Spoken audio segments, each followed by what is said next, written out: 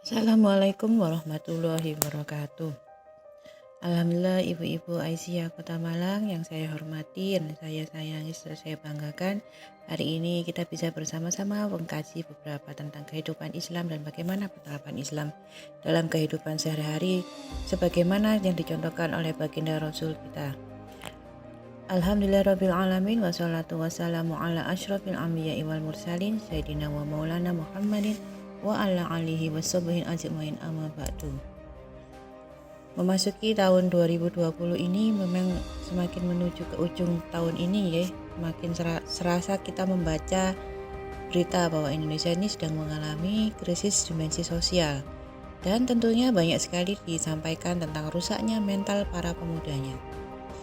Nah, kejahatan di dunia nyata dan di dunia maya pun semakin merajalela. Baik, mungkin perlu kita bahas sedikit ya bagaimana kerusakan remaja zaman sekarang ini atau mungkin zaman now gitu ya. Pemuda dan remaja muslim di masa globalisasi ini memang banyak yang terjebak pada perbuatan yang terkategori sebagai penyakit masyarakat. Hal ini yang paling marak tentunya adalah masalah pornografi. Nah, ternyata pornografi itu memang menyebabkan kerusakan otak. Jadi seorang ahli bedah otak dari Amerika Serikat, Dr. Donald Hilton mengatakan bila kecanduan narkoba mampu merusak 3 bagian otak, maka penggunaan materi pornografi yang berkelanjutan atau menyebabkan kecanduan maka akan mampu merusak 5 bagian otak. Lalu dilanjutkan Dr.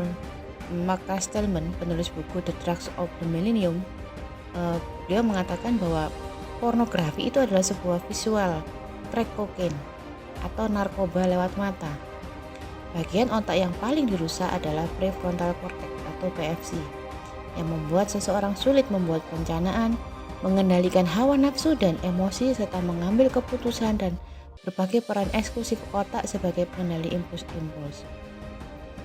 Dan yang tidak kalah penting, ternyata pornografi itu merusak keseimbangan hormon.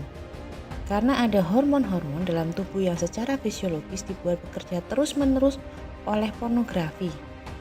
Hormon apa itu? Ternyata hormon yang terganggu adalah dopamin, neuroporin, serotonin, dan oksitosin.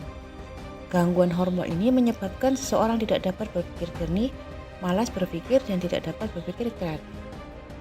Nah, akibat dari semua ini ternyata banyak sekali para pemuda ini terjebak prostitusi.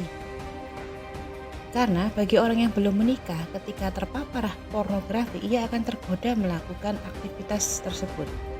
Hal tersebut yang dapat dilakukan adalah kepada orang dekatnya, termasuk menjajal dunia prostitusi. Jadi, kalau mungkin paradigma dulu mengatakan bahwa prostitusi itu sangat banyak menjamur karena terkait dengan kemiskinan, tetapi di masa sekarang ternyata prostitusi itu bisa menjadi salah satu untuk having fun, termasuk melampiaskan dari nafsu-nafsu yang karena mata yang ini sering terpapar dengan hal-hal pornografi. Jadi aktivitas seksual itu bagi mereka yang belum menikah itu adalah suatu tantangan yang mereka ingin merasakannya, dan begitu sudah merasakannya maka mereka akan semacam kecanduan.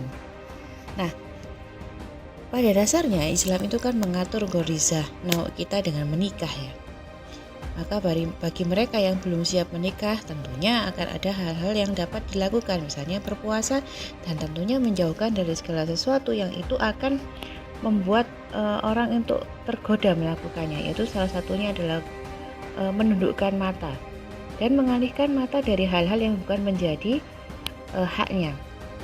Nah, akibat terjebak prostitusi itu ternyata bukan hanya terjadi pada diri mereka, bukan hanya mereka lalu bergelimpangan dosa, ternyata secara sosial maka beberapa orang yang terjebak kecanduan pornografi itu melakukan kejahatan seksual. Jadi kalau kita lihat ternyata hampir 100 orang yang melakukan kekerasan seksual diawali dari mengakses pornografi. Karena memang sebuah teko atau tempat air itu hanya mengeluarkan apa isi di dalamnya. Maka ketika semakin sering seseorang terpapar pornografi, maka semakin sulit ia melepaskan pikiran tersebut. Parahnya bukan hanya ia yang akan menjadi korbannya, tetapi orang lain bisa menjadi korban kejahatan seksualnya. Nah, bisa dipahami ya kenapa anak-anak yang atau remaja kita yang sedang belajar di pondok pesantren itu sangat terjaga pandangan matanya, sehingga dijauhkan dari media-media seperti televisi atau media-media online yang memang banyak sekali ya menampilkan hal-hal yang berbau pornografi, karena memang pornografi itu sangat mengganggu. Jadi kadang-kadang untuk orang yang sudah kecanduan itu pada saat mereka sholat itu tergambar, itu terbayang gitu ya, aktivitas-aktivitas yang seksual seperti itu seperti terbayang-bayang. Jadi kan tentunya bagi mereka yang menghafal Quran itu sangat mengganggu hafalan mereka. Nah, ujung dari segala masalah tadi, mulai yang terjebak prostitusi, kejahatan seksual, ternyata adalah sebuah hukuman besar bagi manusia di muka bumi ini, adalah adanya yang namanya penyakit AIDS. Jadi kalau ada data ini hanya di Jogja, yaitu tahun 2018 itu ternyata penderita AIDS di Jogja itu tahun 2008 itu sudah sebesar 3.485. Bisa dibayangkan tahun ini berapa, karena memang pergaulan bebas itu sekarang tidak hanya di Jogja ya, mungkin sudah merambah di Kota Malang juga. Jadi adanya kos-kosan tanpa ibu semang, adanya kos-kosan yang sebar di mana-mana tanpa pengawasan, itulah yang menyebabkan banyaknya terjadi yang namanya kejahatan seksual, tidak hanya pornografi dan pemerkosaan, tetapi seks bebas hingga terjadi yang namanya aborsi. Nauzubillah min dzalik ya. Maka kalau kita buat per poin, apa sih penyebab kerusakan generasi muda di Indonesia ini ya?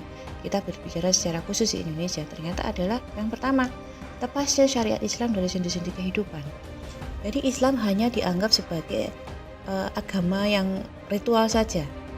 Jadi Islam itu diterapkan hanya pada diri pribadi, dalam arti masalah ibadah, sholat, puasa, bahkan haji. Karena memang penerapan hukumnya yang lain belum maksimal. Jadi misalnya di dalam Islam itu, maka seseorang yang dia berzina maka sudah jelas hukumnya. Bagi yang dia belum menikah, maka dia akan dicambuk 100 kali dan diasingkan selama 2 tahun. Dan bagi mereka yang sudah menikah, maka dia akan dirajam sampai mati. Nah, itu kan yang tidak diterapkan, sehingga kebanyakan dari generasi muda itu menganggap perzinahan itu adalah sesuatu yang biasa, bukan dosa yang terlalu besar. Bahkan hukumannya paling banter paling cuma disuruh nikah ya kalau ketahuan, itu saja. Semoga kita semua akan mendapat pertolongan dari Allah, mendapat syafaat dari Rasulullah tentunya, dan juga mendapatkan syafaat dari Nabi Muhammad dan Al-Quran. Demikian dari saya. Wassalamualaikum warahmatullahi wabarakatuh.